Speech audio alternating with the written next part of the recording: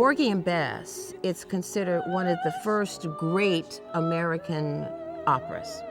But the story itself is so complicated. It's a story of love, it's a story of pain, it's a story of disability. In many ways, it's a capturing of community of Black people. It is a story of Black life. Only African Americans can sing this. So it gives us a piece where we can be employed.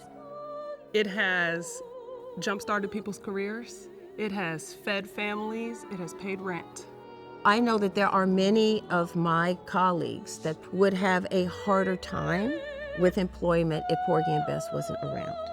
I've sung all three of the soprano roles. I've sung Clara, I've sung Bess, and I've sung Serena. But I also was very mindful that Porgy and Bess could have a stigma attached to it. Sure, it does depict South Carolina, African American communities. Some would argue that there were stereotypes. So there's a question about white people being able to frame Black life.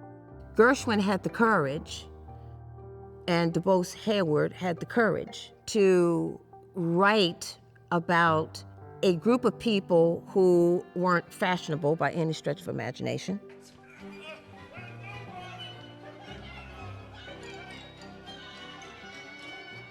Is it right that these white men wrote this opera and profited off of it?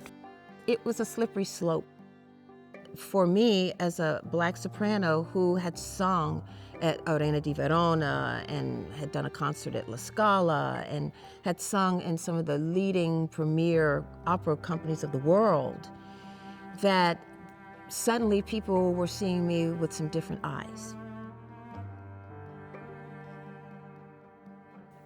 I am fortunate that after singing Clara, that I have not gotten kind of stuck only doing that opera. The answer is never clear, but the fact is that it did open doors.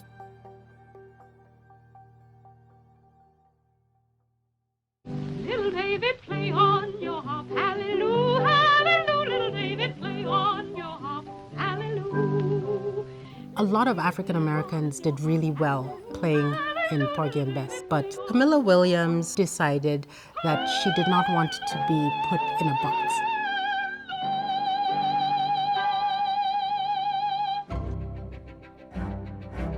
So she refused to do Porgy and Bess on stage. She wanted to manage her career. Not all Black people have to do all Black things, right?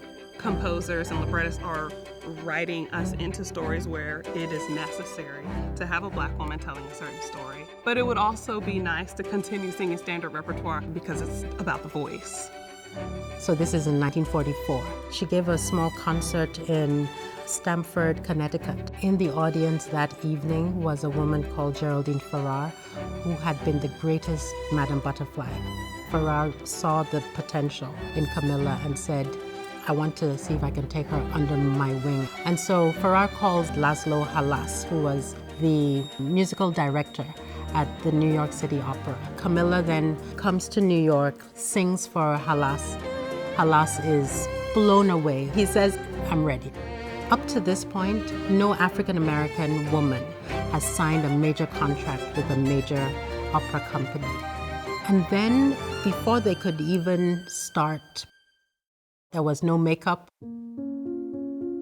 They really had to struggle to get her to look the part because they'd never had to think about that. And then the tenor, the person she was supposed to have chemistry with, didn't want to even touch her.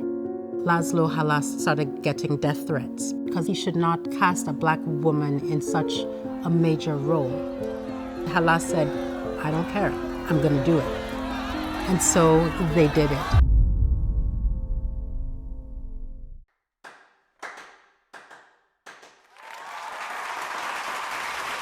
The reviews that came in after opening night were stunning. It's such a funny story, but the tenor, when she got on stage and he had to carry her, he had an erection. And so she thought to herself, so you can be racist in one way, but you're not racist in a different way. She broke that glass ceiling for Black people. There comes a time when a star cannot be denied. blacks don't go anywhere in the opera in this country, and certainly in the 30s and 40s they didn't if you looked at the stage of the Met. Did that example or that model help you just go ahead and not think about the race question in a negative sense? I don't ever think, I mean, you even never if did, there did you? is a race question, it has ever been the person who's involved. It's never been the black artist's problem. It has been other people's problem, which makes it a total bore.